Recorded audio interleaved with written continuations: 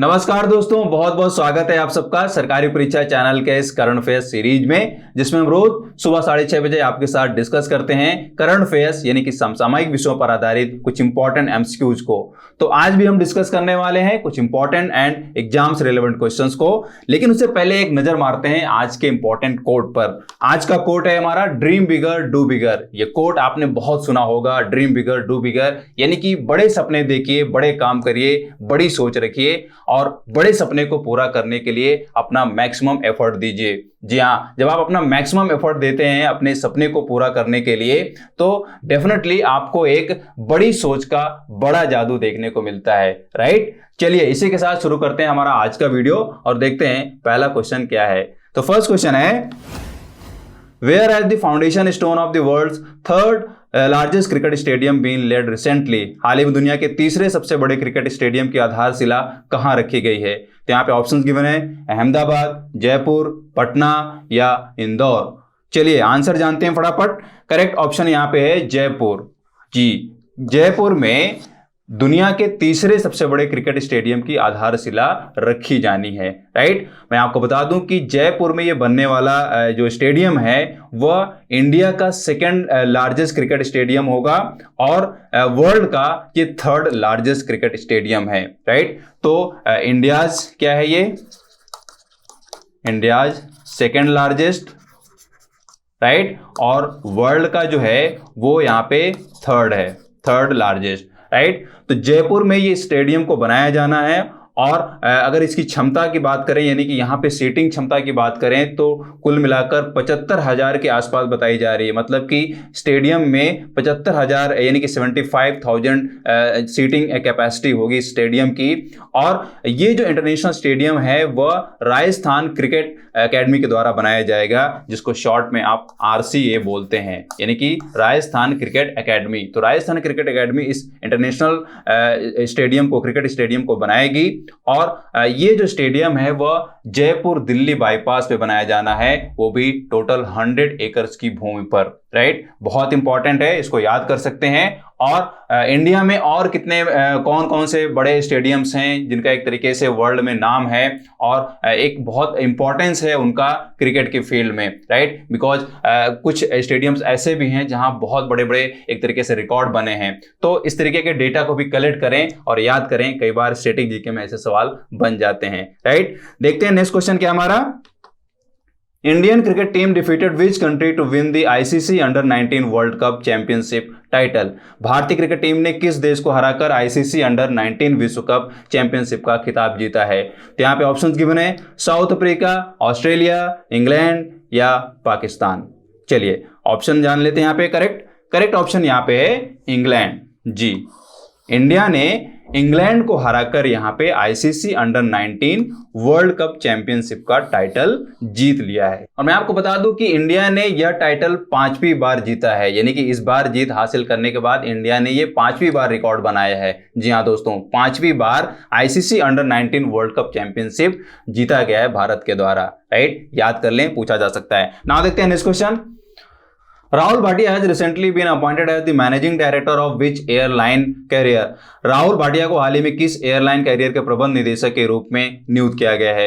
यहाँ पे options given है, Go Air, Indigo, Vistara, air India, और मैंने आपको करेक्ट ऑप्शन टिक करके दे दिया है ऑलरेडी। चलिए तो यहाँ पे नाम अच्छे तरीके से याद कर लीजिए। इंडिगो से रिलेट कर रहे हैं यहाँ पे राहुल भाटिया, यानी कि इंडिगो के मैनेजिंग डायरेक्टर यहाँ पे नियुक्त किए गए हैं राहुल भाटिया। बहुत अच्छे से इसको आप याद कर लें। मैं आपको बता दूं कि भाटिया जो है वो को फाउंडर एंड प्रमोटर रहे हैं इंटर ग्लोब एविएशन कंपनी के, right. Inter globe aviation company, आप इसको मैं यहाँ नोट कर दे रहा हूं, आप इसको याद कर लें, बिकॉज ये जो कंपनी है यानी कि इंटर ग्लोब एविएशन या इंडिगो एयरलाइन की पेरेंट कंपनी है, राइट। और यहाँ पे मैनेजिंग डायरेक्टर बनाए जा रहे हैं राहुल भाटिया। इंपॉर्टेंट है बिकॉज मैं आपको बता दूं कि राहुल भाटिया जो है वो फर्स्ट MD बनाए गए हैं, बिकॉज अभी तक इंडिगो में कोई MD नहीं नियुक्त किया गया था, राइट। मतलब इसके पहले इस कंपनी में कोई भी MD नहीं था, मैनेजिंग डायरेक्टर कोई नहीं था। ये पहले व्यक्ति हैं जिनको मैनेजिंग डायरेक्टर की पोस्ट दी गई है, याद कर लें। नाउ देखते हैं नेक्स्ट क्वेश्चन।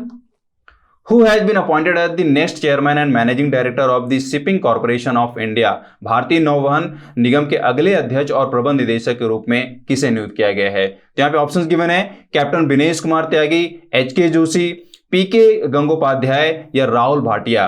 चलिए यहाँ पे करेक्ट ऑप्शन जान लेते हैं फटाफट। करेक्ट ऑप्शन यहाँ पे है कप्तान दिनेश कुमार त्यागी। जी, कैप्टन दिनेश कुमार त्यागी। ये भी इंपॉर्टेंट अपॉइंटमेंट के टर्म में क्वेश्चन बन सकता है, याद कर लें, राइट। और यहाँ पे जो बात की जा रही है director of the shipping corporation of India, shipping corporation of India भी अपने आप में बहुत इंपॉर्टेंट है। इंपॉर्टेंट इसलिए भी है बिकॉज मैं आपको बता दूं कि शिपिंग कॉर्पोरेशन ऑफ इंडिया यानी कि SCI एक इंडियन पब्लिक सेक्टर अंडरटेकिंग है, यानी कि एक PSU है, बहुत इंपॉर्टेंट PSU है, जो कि जो डिफरेंट मतलब नेशनल और इंटरनेशनल लेवल की जो डिफरेंट वेसल्स हैं, जो डिफरेंट शिप्स हैं, उनको मैनेज करने के लिए या डिफरेंट सर्विसेज प्रोवाइड कराने के लिए इस कॉर्पोरेशन की मदद ली जाती है, या एक तरीके से ये इस फील्ड में इन्वॉल्व है, राइट। तो काफी बड़ी कंपनी है और इसको भारत सरकार ओन करती है, राइट। बहुत इंपॉर्टेंट है, इसको डिटेल में पढ़ सकते हैं। नाउ देखते हैं next question. Which institute has recently developed artificial intelligence AI-based job portal Swarajability for persons with disabilities? किस संस्थान ने हाल ही में विकलांग व्यक्तियों के लिए आर्टिफिशियल इंटेलिजेंस AI आधारित जॉब पोर्टल स्वराजबिलिटी विकसित किया है? तो यहाँ पे ऑप्शंस गिवन है, IIT Kanpur, IIT Patna, IIM Ahmedabad या IIT हैदराबाद। तो चलिए इसका भी करेक्ट ऑप्शन जान लेते हैं। करेक्ट ऑप्शन है IIT हैदराबाद। जी, IIT हैदराबाद के द्वारा स्वराजबिलिटी पोर्टल की शुरुआत की जाती है।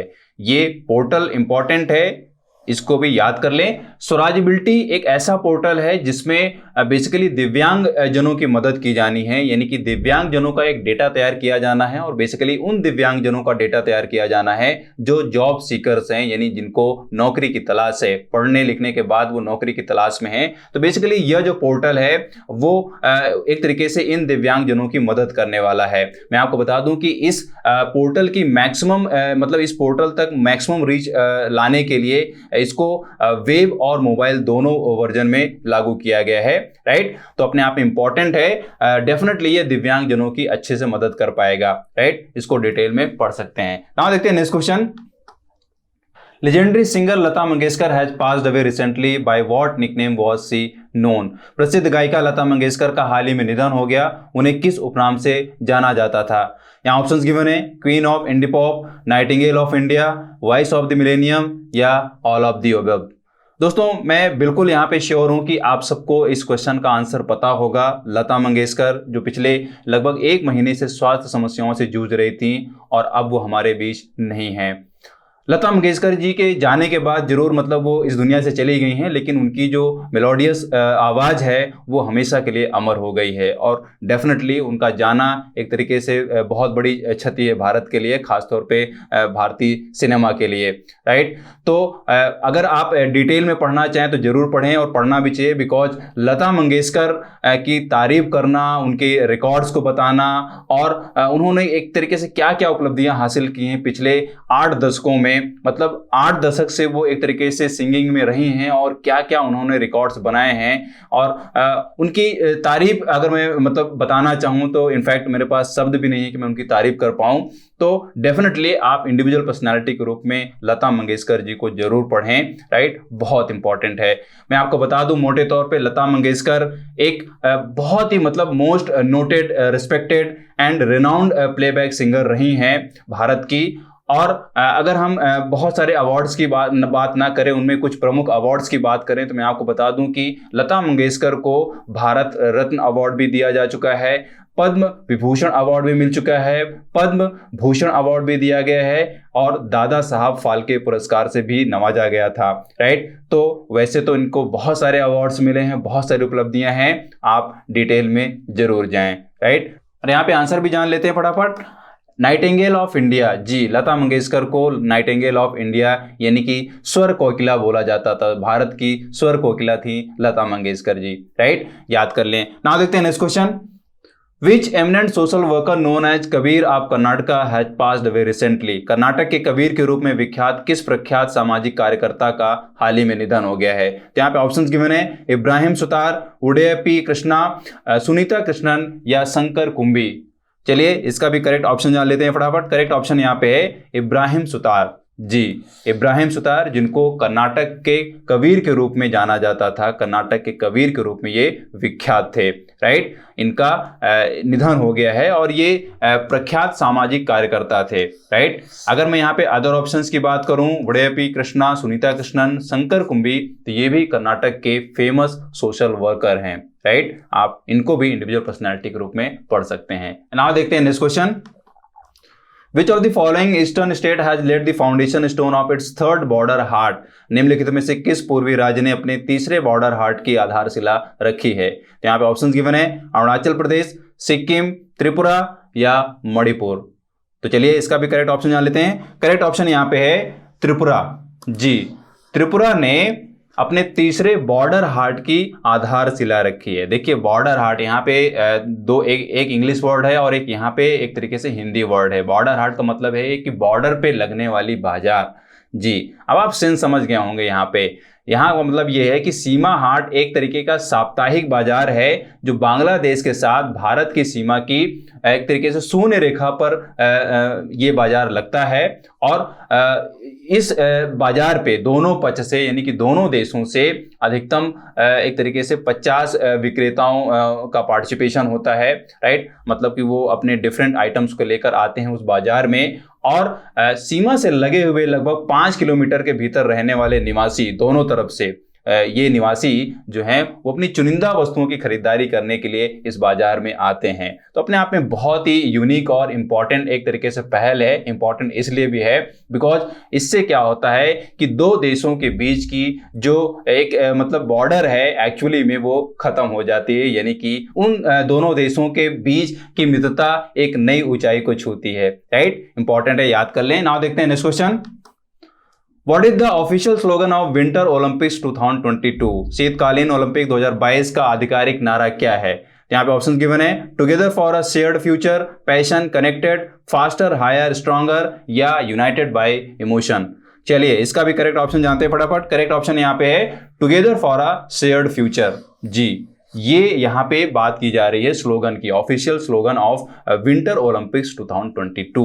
विंटर ओलंपिक्स 2022 शुरू होने वाले हैं और कहां शुरू होने वाले हैं ये आप मुझे बताएंगे कमेंट में। विंटर ओलंपिक्स 2022 कहां शुरू होने वाला है मुझे कमेंट करिए।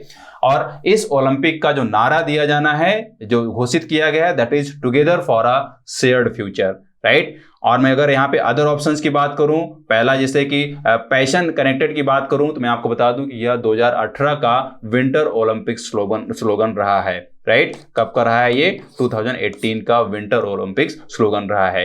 और फास्टर, हायर, स्ट्रॉन्गर आप अच्छे से याद कर लीजिए। आपको शायद मालूम भी होगा कि फास्टर, हायर, स्ट्रॉन्गर जो है वो ओलंपिक का मोटो है, राइट। ओलंपिक का क्या है? ये मोटो है, राइट। ये आप अच्छे से याद कर लें, फास्टर, हायर, स्ट्रॉन्गर, राइट। मतलब एक तरीके से ये जो मोटो है वो ओलंपिक के हर एक इवेंट के लिए अप्लाई होता है। मतलब कि एक तरीके से ये मोटो जितने भी इवेंट्स होते हैं उन इवेंट्स के लिए एक तरीके से ये मोटिवेशनल कोट की तरह काम करता है कि आपको अपने इवेंट में जो पार्टिसिपेशन करना है वो इस मोटो के साथ करना है, faster, higher and stronger, right. और यहाँ पे अगर हम बात करें यूनाइटेड बाय इमोशन की, तो ये टोक्यो 2020 जो इवेंट हुए हैं, यानी कि टोक्यो 2020 ओलंपिक का ये मोटो रहा है, राइट। कब का ये रहा है? ये टोक्यो की बात हो रही है, टोक्यो 2020 की बात हो रही है, तो उसका ये मोटो रहा है, यूनाइटेड बाय इमोशन, राइट। याद कर लें। नाउ देखते हैं next question. Which state or UT has witnessed the highest employment rate in January 2022? जनवरी 2022 में किस राज्य या केंद्र शासित प्रदेश में सबसे अधिक बेरोजगारी दर देखी गई है? तो यहाँ पे ऑप्शंस गिवन है, राजस्थान, त्रिपुरा, दिल्ली या हरियाणा। चलिए यहाँ पे करेक्ट ऑप्शन जान लेते हैं। इसका करेक्ट ऑप्शन यहाँ पे है हरियाणा। जी, हरियाणा में जनवरी 2022 में सबसे अधिक बेरोजगारी दर देखी गई है। मैं आपको बता दूं कि यह जो रिपोर्ट है वह centre for monitoring Indian economy यानी कि CMI के द्वारा निकाली गई है, राइट। CMI, CMIE यानी कि centre for monitoring Indian economy. जी, नाम से ही आप समझ में आ रहा होगा आपको कि यह जो सेंटर है वो एक तरीके से इंडियन इकोनॉमी में जितने भी फैक्टर्स हैं एक तरीके से, और खास तौर पे रोजगार के लिए जो रिस्पॉन्सिबल फैक्टर्स हैं उनकी एनालिसिस करती है और उसके बेसिस पे एक रिपोर्ट तैयार करती है। और उसी रिपोर्ट के बेसिस पे यहाँ पे इसने बताया है कि हरियाणा में सबसे ज्यादा अनएम्प्लॉयमेंट रेट देखी गई है, जो कि अगर हम यहाँ पे परसेंटेज के टर्म में देखें तो हरियाणा में ये जो परसेंटेज है that is 23.4% in January 2022। Right, कितनी बात हो रही, 23.4%। राइट, ये है। और अगर मैं बात करूं कि दूसरे जो स्टेट हैं, अगर हम यहाँ पे अदर ऑप्शन की बात करें, option A, option B, option C, तो ये भी एक तरीके से यहाँ पे फॉलोइंग स्टेट्स हैं। मैं आपको बता दूं कि यहाँ पे जो राजस्थान है, यहाँ पे अनएम्प्लॉयमेंट 18.9% देखी गई है। राइट, 18.9% देखी गई है। त्रिपुरा में ये 17.1% देखी जाती है। कितना है, 17.1% देखी जाती है। और दिल्ली में यह जो रेट है वो 14.1% देखा जाता है। याद रखिए, यहाँ पे ये पूरा का पूरा जो डेटा है अनएम्प्लॉयमेंट जो ये देखी जा रही है परसेंटेज में, वह जनवरी 2022 का डेटा है। राइट, याद कर लें, इसके टर्म में भी इस तरीके से सवाल भी कई बार बनते रहे हैं। दोस्तों, यही थे हमारे आज के इंपॉर्टेंट क्वेश्चंस जो जरूर आपके आने वाले कॉम्पिटिटिव एग्जाम्स में पूछे जा सकते हैं, या पूछे जाने वाले प्रश्नों को सॉल्व करने के लिए आपको यहां से इंपॉर्टेंट हेल्प मिल सकती है। अगर आपको वीडियो हेल्पफुल लगी तो इसको लाइक करें, शेयर करें, और अगर आप चैनल में नए हैं तो इसको आप सब्सक्राइब कर लें, साथ में बेल आइकन को प्रेस कर लें ताकि इंपॉर्टेंट वीडियोज आपसे मिस ना हो। और अगर आप सोशल मीडिया में फेसबुक, इंस्टाग्राम और टेलीग्राम पे हैं तो वहां पे भी आप हमको फॉलो करें, बिकॉज वहां पे भी हम आपको एग्जाम से रिलेटेड बहुत सारी इंफॉर्मेशन और कंटेंट भी देते रहते हैं। और अगर आप ज्यादा करंट अफेयर्स पढ़ना चाह रहे हैं तो आप हमारी साइट पे जाइए, वहां पे आपको डेली करंट अफेयर्स दी जाती है, वो भी पॉइंट वाइज, ताकि आप डेली जो इंटरनेशनल और नेशनल लेवल के इवेंट्स हैं उनको पॉइंट वाइज पढ़ पाएं, याद कर पाएं और उसकी नोट्स भी बना पाएं, ताकि ये नोट आपके लिए आने वाले कॉम्पिटिटिव एग्जाम के लिए हेल्पफुल हो पाए। राइट, तो पढ़ते रहिए, मस्त रहिए। मिलता हूं आपसे नेक्स्ट वीडियो में, तब तक have a nice day, great day and thank you.